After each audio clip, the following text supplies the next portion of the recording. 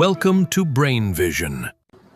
16.68. So we have a pulse with some general shape here, given by this graphical depiction of the function h, is traveling, in whatever this happens to be a wave in. X is in centimeters and t is in seconds. And we want to know the speed and direction of the wave, or the pulse. And then we want to plot h of x minus 5t as a function of x for a time of t equals 2 seconds. And then we want to plot h of x minus 5t as a function of time for a fixed value of x at 10 centimeters.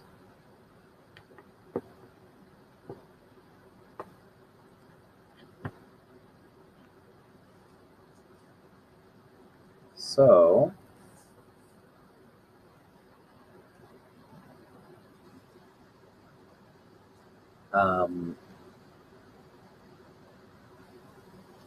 if we have a function of the form kx minus omega t, regardless of what f is, I mean, probably it needs to be some sort of reasonable function, but what functions count as reasonable. It could be quite a large class. In any event, we've seen that its wave speed is just the angular frequency divided by the wave number, just like for sinusoidal waves.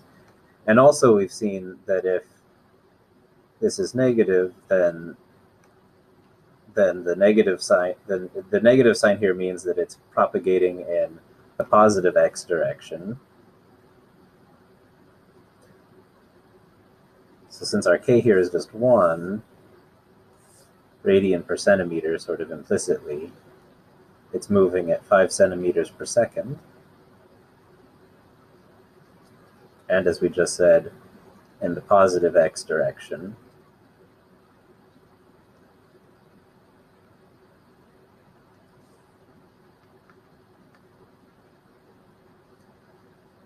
So at a time of 2 seconds,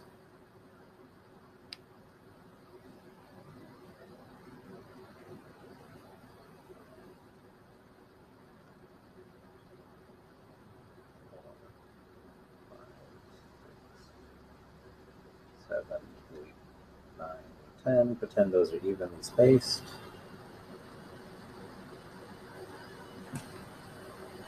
So at 2 seconds, we know if this is moving at 5 centimeters per second, that the peak here will have moved 10 centimeters.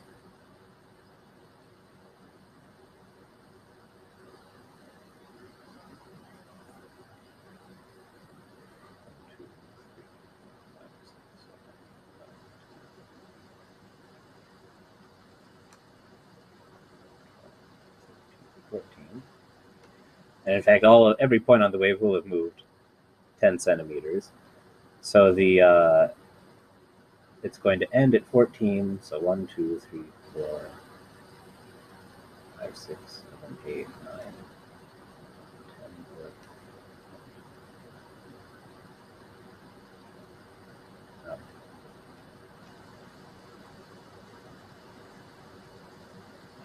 11. Is this one.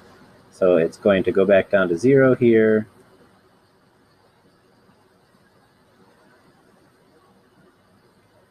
Over the previous 1 centimeter, it goes down from its maximum at 2. We don't really know what the units of h are. It could be anything. It doesn't really matter. If it's a transverse wave on a string, it would, and be in some units of length. It could be a pressure wave. It could be whatever.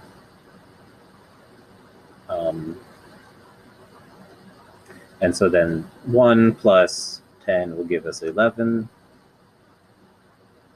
centimeters. And so at a time of t equals 2 seconds, basically this entire shape will have translated itself 10 centimeters along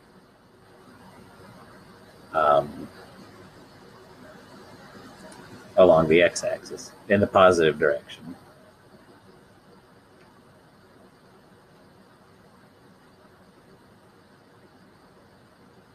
So now for part D, we want to plot this at a fixed point in space at 10 centimeters, but as a function of time. So the time at which the leading edge of the pulse will reach 10 centimeters is just the distance that it has to travel. So that's 10 centimeters minus 4 centimeters. So it's the distance it has to travel divided by the speed at which it's moving, which we already said is 5 centimeters per second.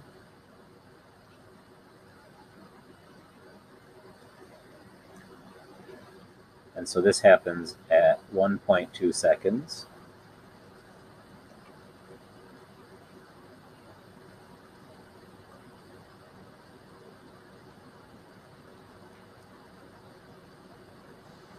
So this is 1.2 seconds.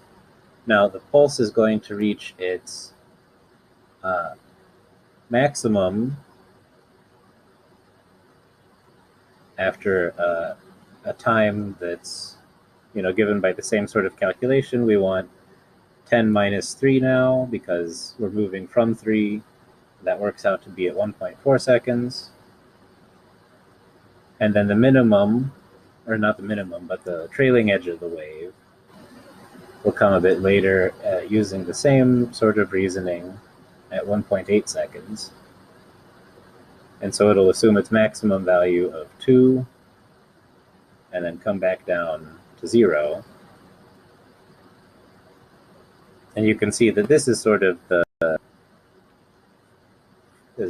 mirror image of this, because if you think about it, you could think of this as staying in one place and we're moving along, backwards in time. That's the same thing as this shape moving forwards in time.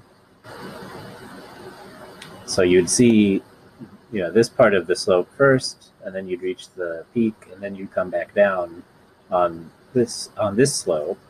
And so that's why this is sort of a flipped looking version of this